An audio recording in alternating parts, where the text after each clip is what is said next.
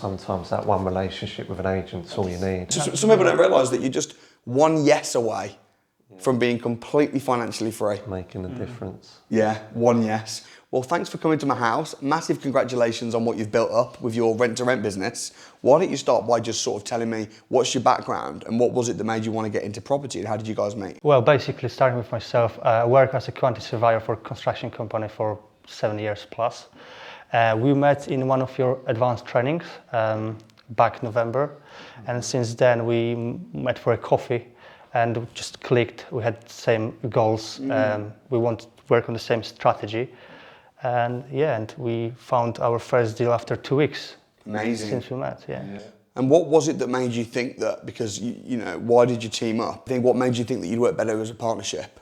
Well, for myself, I hadn't been on the academy for long. I didn't have the funds behind me, so I was sort of trying to get into the deal selling side of it. Wasn't having much joy at the time. We kept in touch after the deal selling, and decided to. I messaged him on Instagram saying, because he went for a fishing. Yeah, Damien wanted to come fishing, but we still haven't got to go fishing no, we yet didn't, because we've been too busy now. Oh, and your property business? Yeah, we were flat out now. When did you quit your full-time jobs and go full-time in property? So for you'd already done it, hadn't you? I did it when I joined Academy October because I just wanted to put skin in the game, commit fully, and I had some savings, so I knew what my goal is. It's a big risk though, isn't it? Quitting a good job as a surveyor and just saying, I'm going to be a full-time property investor, entrepreneur. That's true though. I remember that happening now, and I remember you telling me at the time. Okay, what's your background then, Jack? So I worked for my dad ever since I left school on commercial bodies. We build lorry bodies. Done that for 18 years. Hated it for the whole duration, but it was just a case of not having the courage or the education to go and do what I wanted to do. So I was just living for the weekend, going around in circles for too many years. And then it got too much in the end, and I finally decided I need to do something about it. It's like a vicious cycle, isn't it? So I found you on Instagram, was following you on there. Didn't take much notice at first, but then as time went on and I realised I wanted to sort myself out, I decided that I'd sign up to the crash course and see what it was all about. I actually looked online to see where the next one was, and it actually was in my hometown in 2 weeks' time, in Chelmsford. So I thought it's got to be now or never. So took the plunge and haven't looked back since. When you say you ignored it at first, saw on Instagram, what did you mean by that? Well, I started because I was interested in property, but I was under the illusion, like many, that you need loads of money to invest in property. So I always had an interest in it. So I started following you, but I wasn't interested or educated enough to sort of follow up on it. But your presence on Instagram was always there. So it got to a point where I started saving up some money and started sort of taking more notice of the property game. And then I decided to sort of follow you more, and then signed up to the crash course, and that was that. How much did you hate your job? Well, obviously not enough to sort of take action. For 18 years? What did it feel like though? What did it feel like waking up and going to a job that you didn't enjoy every day for 18 years? To be honest, it's difficult, but I'm a very motivated person. I don't struggle to get out of bed. No matter what I've got to do, I can get out of bed. So it was difficult, but I was working for my dad, so I kind of put pressure on myself that I kind of should be there. I kind of put unnecessary pressure on myself that I was supposed to be there helping the family business. But Dad always supported me to go and do my own thing. But I was just stuck in this vicious circle, living for the weekend, and you know, the usual story. And a lot of people do that until they're 67, and then they realise they've wasted their whole life away. Well, did you enjoy your job, Damien? I do. My story was, I wanted to do a part-time job. I asked my boss because I wanted to just do something about properties. I did enroll to your academy course first, and that was for a while. But to be honest, I was so busy at work, I didn't pay attention to courses. So I said it's either or. So I had to commit, and I knew I need to put skin into the game, and then gradually just picking up on the old strategies. I remember when it was one of your advanced training on the developments as well, because my dream is, get into developments later on. And I enrolled to academy and I said, no, that's got to be done now. I've got some savings, so I know what I've got to do. And then since then, I just. So since then, you guys have really dominated on the rent-to-rent space, which we'll talk about, and I know you're making very good money from your properties, which you don't own, you control them. You've got properties, whereabouts? In Watford? So Watford, Colchester, and we've just taken on two more in Cambridge. Amazing. Cambridge is a really nice area, isn't it? We're lucky. Actually, I live 20 minutes away from Cambridge. Jack is just about to move into Cambridge. So that's going to be our probably patch. And I'd love to talk about how you've done that, the struggles, the lessons, and so people who are watching this can do the same thing. It's also interesting that you decided to go all or nothing, and everyone's wired differently. A lot of people on the academy do the property business on top of their job, don't they? But some people do choose to just go full time. When did you register, Jack? When did you register for the academy?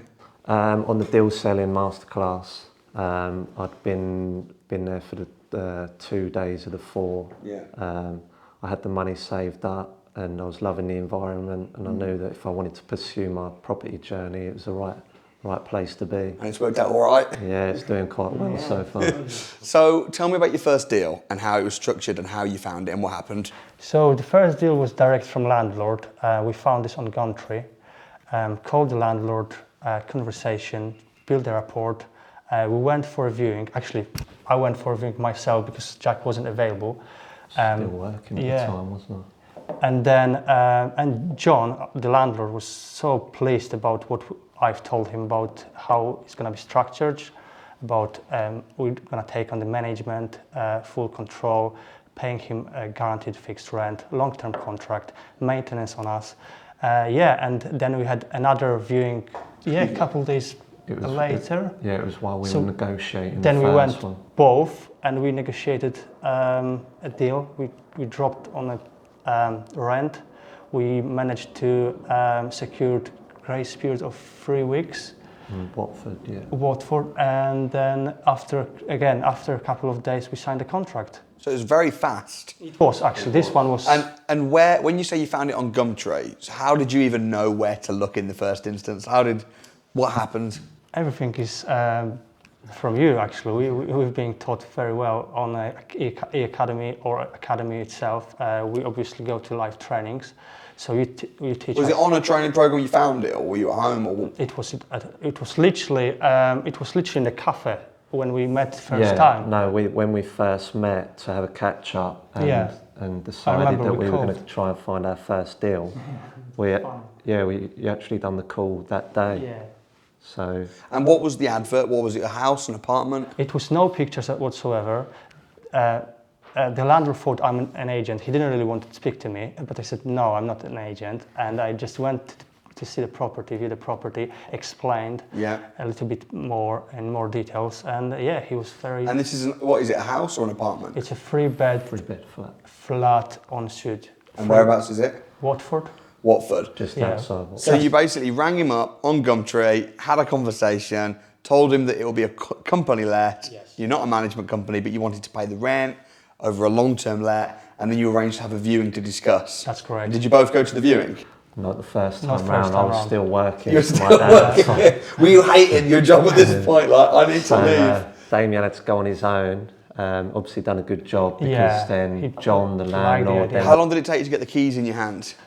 I think since it was Saturday and the key was Monday after, not next Monday, Monday after. Okay, so like just over a week. Yeah, over a week. Just over a week. And that property, how much rent do you pay? We pay £12.50. So £1,250. And talk to me about what do you do with it? How do you make money? So we rent it as service accommodation. So we obviously paid a £12.50, guaranteed a rent, no maintenance or voids for them. So then we're getting a nightly rate on top. Yeah. Turnover for this property is circa 4,000. 4,000 4,000, yes. for the one apartment, Yes, well, yes. 3-bed It's apartment. 80% occupancy. It's a Wow. very good location, good area. Lots of contractors coming in. You've got Warner Bros. Studio there, so it's buzzing. How does the landlord feel about that? We've explained this strategy to them. They knew we're gonna put that on Airbnb. And Why doesn't the landlord just do that himself? Because he's 83 years old now, so he's very happy just getting his rent, and when he gets the chance he wants to go back to Thailand and just live his best life. yeah, time poor, no experience. Probably He skipped the training program. he skipped the training program. Because it is a business. It's not. I don't think it's as easy as just sticking it on Airbnb, is it? You've got to have cleaners, systems, procedures. You've got to understand how to welcome the guests. It's a business. It's a business. and it takes time to structure it. And to learn the process, as you say, even if you found the property and you run this as service accommodations, later on to systemize and find the right reliable people, like cleaners you mentioned, it's a challenge. And I remember you coming on the mastermind calls, sort of saying like, I can't find cleaners, or I can't. And at 83 years old, you don't want that hassle. No. And you've got all the support and the power team and all that. Yeah, so contracts, all this is in place. Yeah, the contracts. Yeah. Also, a lot of people aren't even sure about the compliance to the legislation. So talk to me about that. Like, if this is an apartment, is there not a head lease restriction, or do you not need planning permission to do this? No, see, he owns the whole block, so there's 3 flats and 2 shops. He actually lives next door to the one we've taken on. There's another one being renovated downstairs, isn't there, that we're going to be taking on as soon as it's finished. And then there's a beauty salon and a flower shop underneath. Yeah, right. So it's freehold. It's house converted to flats. So there's no head lease to worry about. So what's your profit on that then? If you're generating $4,000, you have to pay the landlord $12.50. What kind of profit are you left with that first deal? In average, it's like between 1,500 and 1,700. Right. That's a full-time wage. Yeah. That's a full-time salary for a lot of people. Yeah. That's incredible. Yeah, this one is doing really well. How did you feel when you saw the money coming in and you? Wow, just couldn't believe it first. Yes, you have to pinch yourself for Really? a while to seeing the booking. Especially and we've had a really good tip from yourself when one of the masterminds you said, do not wait. Yeah, do not wait on until you can, because we've been refurbishing this property, so there was 3 weeks period, and we put this on Airbnb and Booking.com, and we didn't finish the refurb yet. We had a 30 days booking for this property. We was advised by Tony on the mastermind call to list the property before it's ready. Yeah. He said just find a picture of the front door if you have to. So I staged it. There was kind of bits in there. They left a bit of furniture in there temporarily, hadn't they? So I staged it the best I could, took photos, and we got a contractor booking for a whole month. That's great. And that's a really good tip as well, because if you'd have waited until it was all ready and then you put it on, then you're losing money then. How did you negotiate to not pay any rent for 3 weeks? We said, because property in Ferrage required some light refurb, so we painted it, changed a few things, painted some furniture. We explained how we're going to do that. We're going to bring the value to the property. It takes time to obviously stage this, and they were happy about that. They gave us free. So you got 3 weeks grace period. Did you have to pay a deposit? No. Not on that one. No. So no deposit, no rent, and then you put it on Airbnb straight away before it's even ready and start getting bookings. Yeah, to be honest, for a first rent to rent, it was perfect, really, wasn't it? In fact, that was great. We've got Cambridge, similar situation. We put that on Airbnb before finishing it, and we got another 30 days. What would happen if the landlord said, "I want my property back"? In terms of contracts, we've got clauses in there, so he cannot do that legally. So we've got a clause in the contract saying that he's got to give us a 3 months rent back if he's going to cease the contract because of, I don't know, his will. So you've got a contract. Do you think they're very important to have the right contracts to protect yourself? Essential, yeah. Yeah. You've got to have yourself covered. And a lot of people don't realise this, do they? They just download contracts for free on the internet or whatever, and then they end up losing their property or having some issues. Yeah, it's a big part having the legally binding contracts, obviously, that we get on the academy. Yeah, we've got a template which is very helpful. So when did you then leave work? So I was in the process of, I had a small business. I had a mobile bar business, which I was selling, so I could then have the money from that as a cushion while we were sort of building our income. Yeah, it was between first and second property, I remember. Yeah. So we got together in January. So it must have been mid-February. I managed to sell the bar, right, and that gave me that cushion to then to go full time. Tell Dad that the time's come to get out. Yeah, and then since then you got obviously a lot more rent to rents. Where was your second one? Colchester. And was that with the same landlord or different? Different landlord. Where did it come from? Gumtree again. Gumtree. So Gumtree's the one then? Yeah. Gumtree's powerful. Yeah, Gumtree's powerful. What's so good about Gumtree?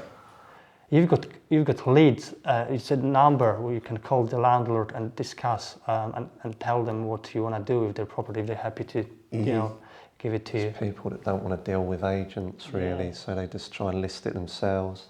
Yeah. So they're a lot more sort of approachable and open to ideas.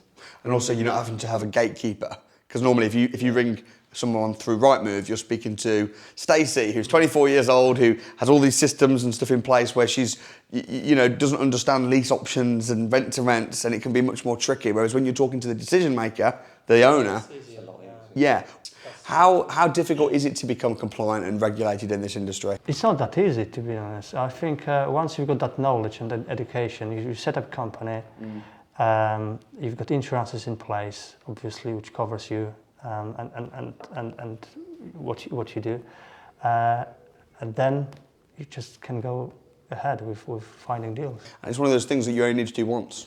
Yeah, exactly. Once you've done it. Once you've got your insurance, your company, your compliance, your contracts, you then can go and go again. What's your profit then at the moment from your rent to rents? How much are you making after all your expenses, your utilities, your landlord fees, your insurance? What sort of profit are you making? So we're averaging about 4,500 at the minute over the 4 properties that we've got. Right, it's not bad. Not bad at all. Have you got more rent to rents in the pipeline? We've got a couple more in the pipeline. Yes. We've got our first landlord at Watford, the one downstairs we're going to be taking on as soon as that's finished. Right. And we've got another one that's happy to take us on, but they're just dragging their heels a bit with a refurb on the property. We've also managed to build a rapport with estate agent, letting agents, because our third property is from letting agent. Yeah.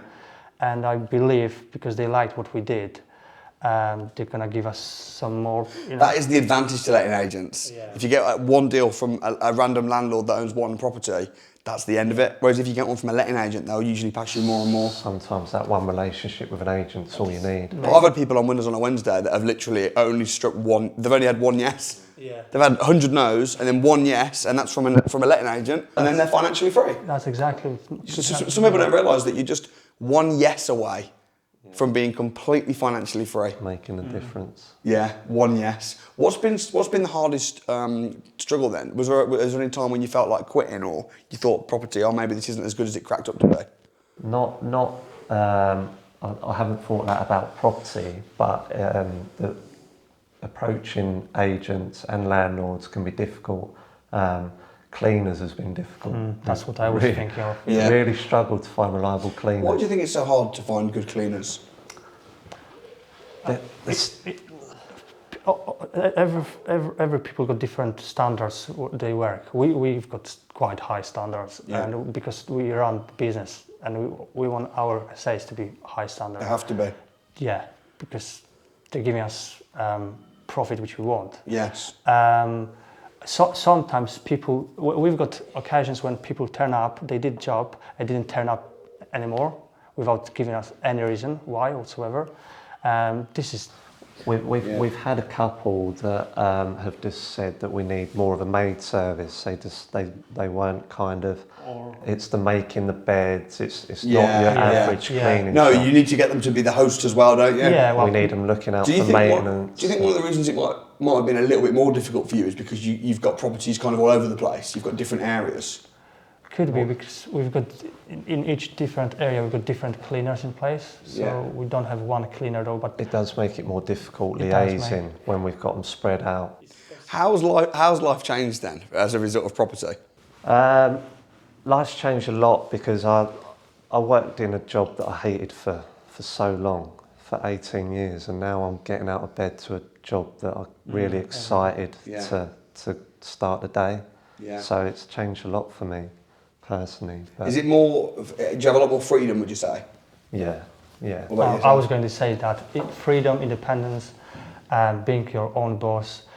We've got strong work ethic and same attitude. And what Jack said, I understand this because wake up early and know what you're doing, have a plan, and that vision just you're building on your empire, on your portfolio, knowing that you've got your rent to rent now strategy, but you've got so many other strategies you want to do. Yeah. And it's crazy.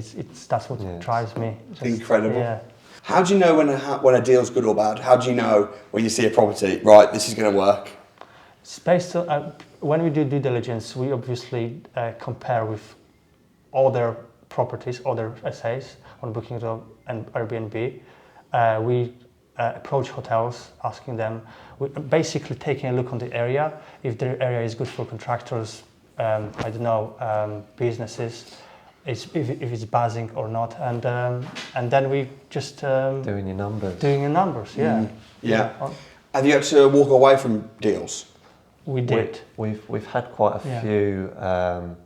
We had a period of 3 months where we had no deals, but we was kind of negotiating quite a few. One in Hartfield, we've had two on the line. We was negotiating a few, and Didn't stack the up? relationship just wasn't there, I think there and wasn't it a just link as it well. wasn't stacking. They were asking for too much. Yeah. What were that? Too much rent. Yeah. How do you get through, like, when you quit your job, because you both quit your jobs really early, how do you get past the referencing stage of things? It was thankfully we had this one from the landlord direct. They didn't ask for references, i.e. like... So they gave you hang on. So they gave you the keys to a property, 0 deposit, no rent for 3 weeks, grace period, and they didn't even ask you for references. Not No. not On at all. third one, they've asked, and fourth, yes. But the thing is, the first one's the hardest, because once you got the first one, you can use that as a reference. Yeah. So you can say, oh, speak to this dude. That's what we did. We've just done that to get our one in Cambridge. Do you think you got lucky, or do you think you've just had to work hard? I think we No, work it's hard hard, work. basically, with no And you've lies. invested thousands of pounds into Yeah. training. You create That's the thing, your own people can luck. say, you do create your own luck. People can say you got lucky, but Yeah. I mean, you probably wouldn't have gone all in as well, because people often ask me, why is your mentorship so expensive? Why is it thousands and thousands of pounds? I personally think it's quite cheap for what you get. But if it wasn't thousands of pounds, if it was just a couple £100, people would register and then they wouldn't do anything. No. You've heard me say this before, but if you want to do anything professionally, you always get trained, get a coach, get educated. And property, I don't think it's any different. It's a business, isn't it? It and is. if you want to succeed in the business, it makes sense to put a little bit into yourself before then going full steam ahead. Because if you lost just that first deal, just that one deal alone, Yeah. over 6-12 months is going to pay back all the training and some, and then you've got all the other deals on top. Yeah, and people you get known there. An environment, every Monday we've got masterminds. We listen to successes, we listen to stories they struggle with. It's building on us as well. Just we want to be inspirational. We want to be helping people as well. That's myself and Jack. This is our goal as well. What was it that made you agree to come down and do this interview? It was like a phone call conversation, and I said yes. Well, It was kind of it's important to celebrate your achievements, and we haven't And actually share. stopped yet and Yeah. celebrated what we've achieved. Yeah. So for me, it was kind of a good time for us to stop and sort of recognise how far we've come in a short space of time. Yeah, that's true. I didn't think about that. It's Because recognise. we keep saying after this one, we'll stop. We're going to have a day off work. We're not going to mention work, and we'll go and do what we want to do. Do some fishing. Yeah, and we haven't done it yet. When you become multimillionaires, maybe you'll take a day to go fishing. Well, the lake will be in the back garden by then. Yeah. That'll be easier. So what would you say your biggest advice to somebody that's wanting to get into this industry, rent to rent specifically, what would you say would be a good starting point? Myself is get education, take actions, surround yourself with like-minded people, get that network around. Being compliant is very important. And have this determination, never stop, just no matter what, there's a way to just go around this. Amazing, that's great. Really good summary of some practical steps there. What about yourself? Yeah, it's just having that burning desire to succeed. Just get immersed in the environment, speak to people that are achieving what you want to achieve. Just like I said earlier, really, it's just immersing yourself around the right people. People around you that sort of question what you're doing, I've had that a lot. But to be honest, everyone around me supports me. They know I'm going to go and do what I want to do. So they've all been pretty encouraging. What do they think when you quit your job? Were they shocked? They weren't shocked because they knew that it was coming. They just didn't know what it was that was going to sort of get me out of there. What about yourself? I've got family here. I'm the person who actually wouldn't say something and just promise myself I'm going to do that. I want to find a way to do this. So when I first time thought about going to full-time property journey, I sat down with my wife and explained the situation. So I said, we've got some savings, should be all right. Give myself 6 months. If this will not work out, I always can come back to work. Because quantity surveying is quite good work. It's decent salary, and you can find this. That's really interesting. Yeah. So you basically did what I teach, which is best case, worst case. Yeah. Worst case is, you know what? I've lost 6 months. I've made some friends. Didn't work. Back to my job. Yes. Best case is what's happened. Pretty much, yes. Which is incredible. Yeah. We did both have that security of we could go back to our old jobs. Yeah. But obviously it still takes courage to sort of step 100%. out and go for it. And you can always get a job again.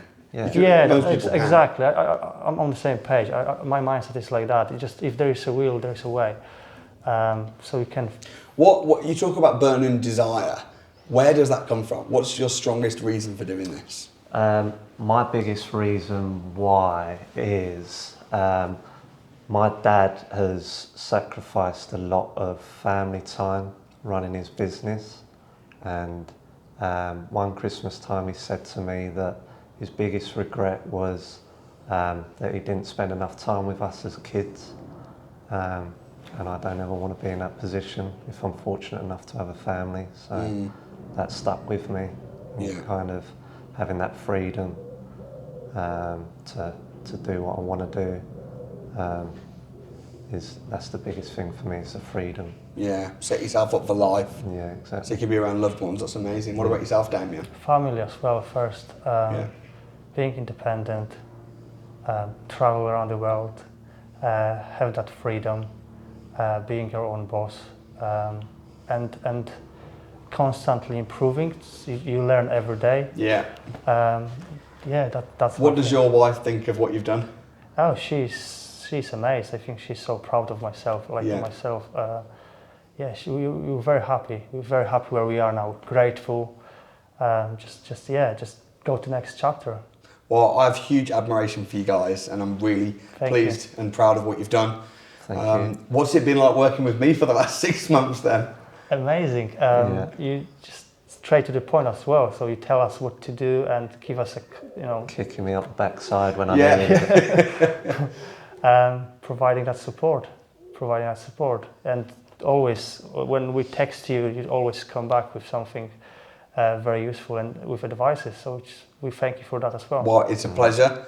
And thank you for coming on the channel and inspiring people. Thank you for having us. Yeah, big respect. Keep on going. We'll do part 2 next year, I'm sure. Yeah, definitely. Well done, guys. Thank you. Thank you so much.